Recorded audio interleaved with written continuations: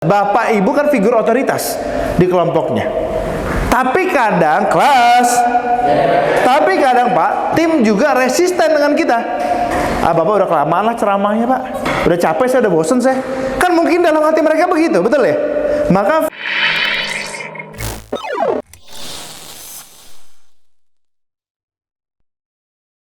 kecuali kita kirim data. Makanya saya bilang tadi Pak, ajak mereka punya budaya baca, contohnya Pak. Nanti ingetin saya 3 bacaan penting supaya tim leader Bapak Ibu sekalian itu growth mindset, pikirannya bertumbuh, nggak banyak ngeluh tapi minta banyak kerjaan atau minta banyak kolaborasi gitu ya, pikirannya solusi. Nanti ingetin saya Pak, ada 3 buku penting yang perlu dibaca bareng-bareng supaya data-data di kepalanya bagus, karena data itu akan menghasilkan persepsi membentuk mood jadi perilaku ya. Nah sekarang yang akan kita pengaruhi itu apa Pak? Sebagai seorang pemimpin yang berpengaruh, persepsinya Pak dan mood. Kita nggak bisa pengaruhi perilaku Pak, nggak bisa Pak. Bisa sih, tapi kan moodnya nggak bagus Pak. Hei kamu push up, itu kan perilakunya dipengaruhi Pak. Tapi lebih enak kalau dia punya persepsi, punya mood, sehingga dia push up atas dasar kesadaran sendiri. Nah gimana cara ngomongnya?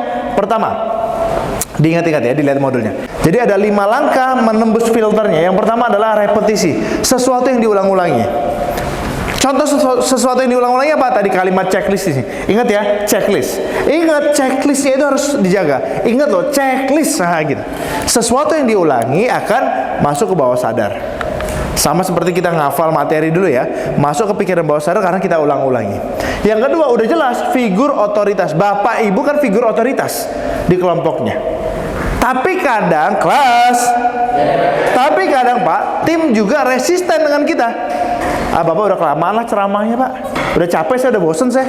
Kan mungkin dalam hati mereka begitu, betul ya? Maka figur otoritas lainnya siapa Pak? Buku Pak. Pernah dengar nama kata edifikasi nggak Pak? Kata-kata edifikasi.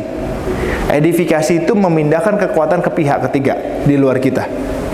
Siapa yang diedifikasi? Kejadian, cerita, buku, teori, itu edifikasi Pak.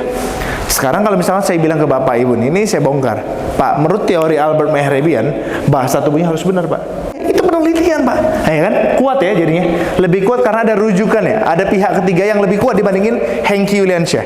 Henki Yuliansyah tuh ngomong, siapalah Henki, penelitiannya sejauh mana? Tapi kalau Henki Yuliansyah bawa penelitian ke sini, ya Anda mau compare penelitian, ya udah buat penelitian dong, kan gitu kalau penelitian ketemu penelitian. Nah itu pihak ketiga, dia nggak cuman seperti atasan bawahan, tapi seperti teman. Nah itu emosi yang intens Pak, biar orang baper. Yang keempat adalah identifikasi kelompok. Masih ingat kemarin cerita cobain di kantor, kok pucat sakit Bapak? Kok pucat sakit Bapak? Nah gitu, itu identifikasi kelompok.